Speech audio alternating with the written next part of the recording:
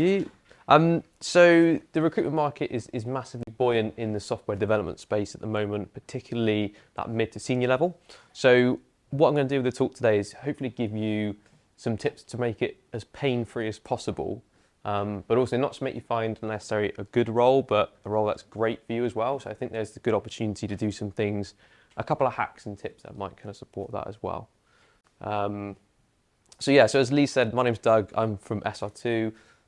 I'm focused on PHP market from a permanent perspective.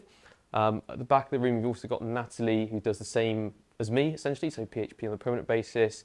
And we've got my colleague Harry, who does the contract as well. So feel free to come and speak to us at any point. We don't bite. We're not going to tell you to hand your notice in if you come and speak to us or anything like that. So we're more than happy to have a chat about any of them.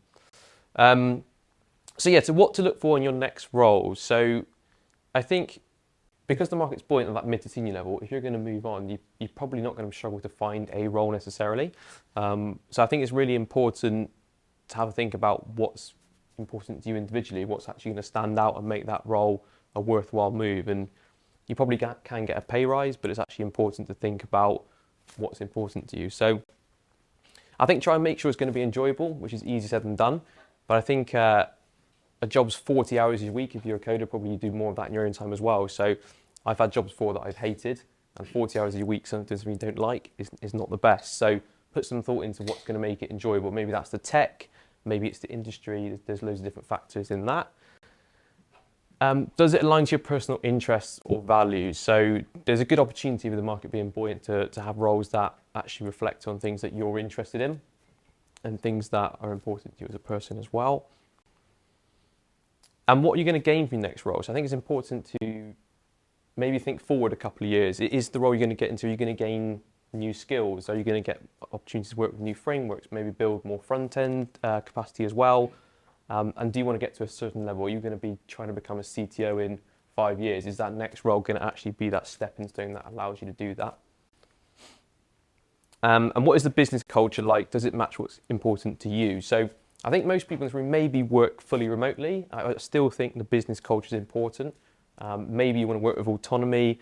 Does the business allow that? Do they have ways of kind of checking the way you're working and stuff like that? So I think it's really important to, and hopefully in the interview process, you get that chance to see what the people are like and what the business culture could be and if it's a fit for yourself.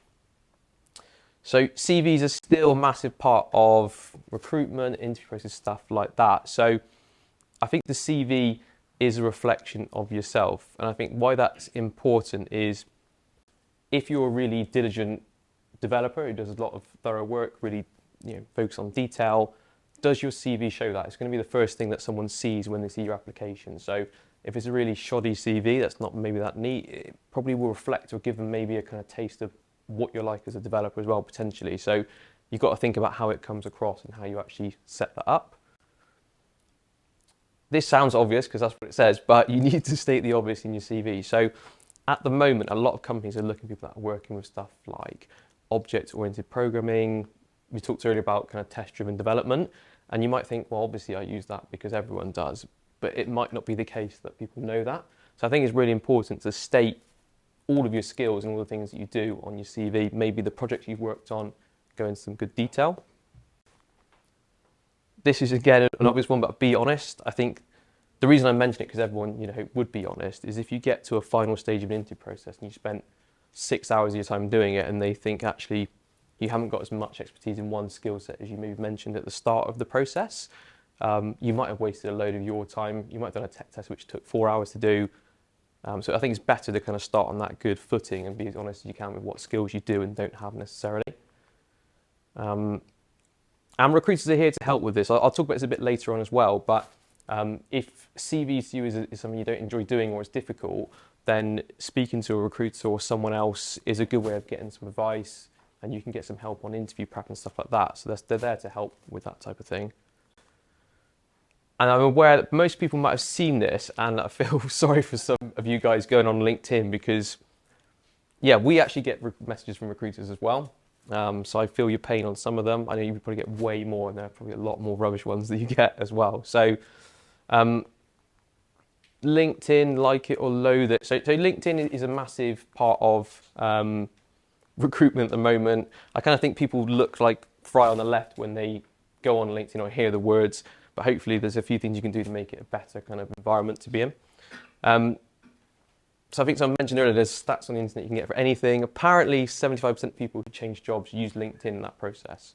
So it could be seeing an advert, researching a company, or getting an email from someone like myself or from a company as well.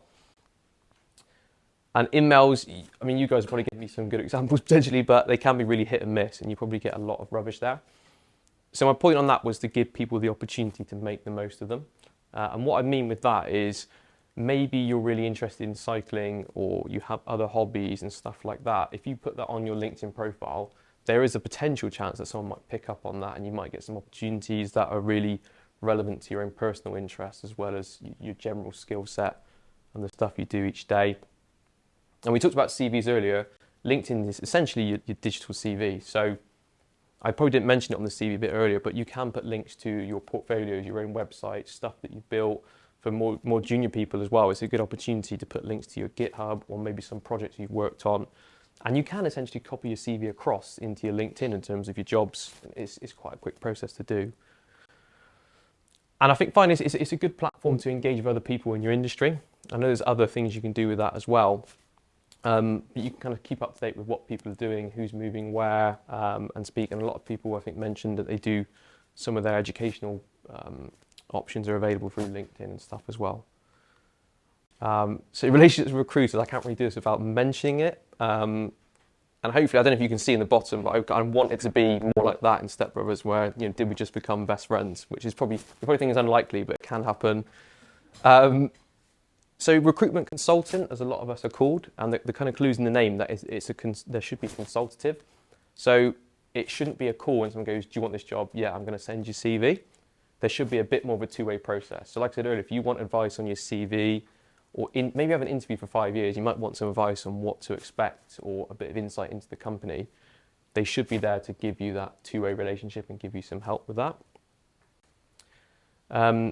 And like I said, with your CV reflects maybe how you are as a developer and your personality. How a recruiter communicates with you probably will represent how they work in general.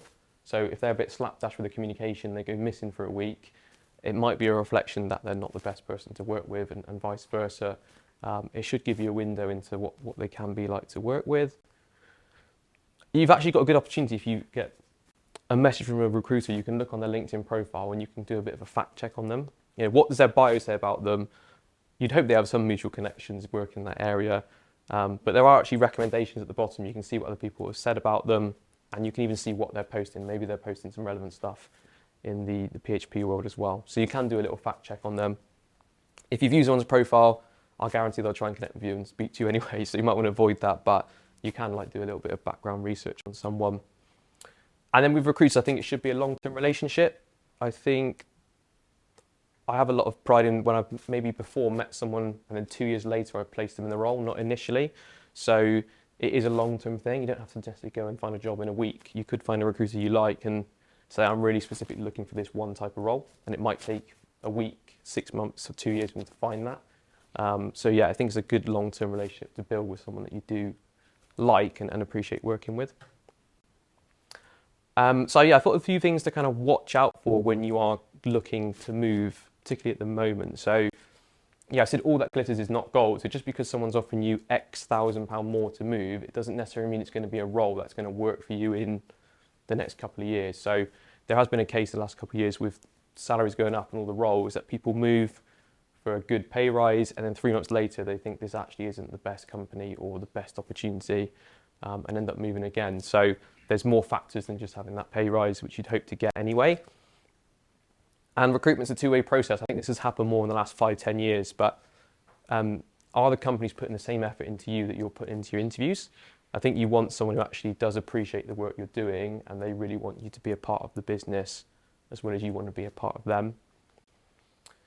And I mentioned it a bit before, but is this a move that's going to last? So kind of think about the longevity and what you're going to achieve in that time.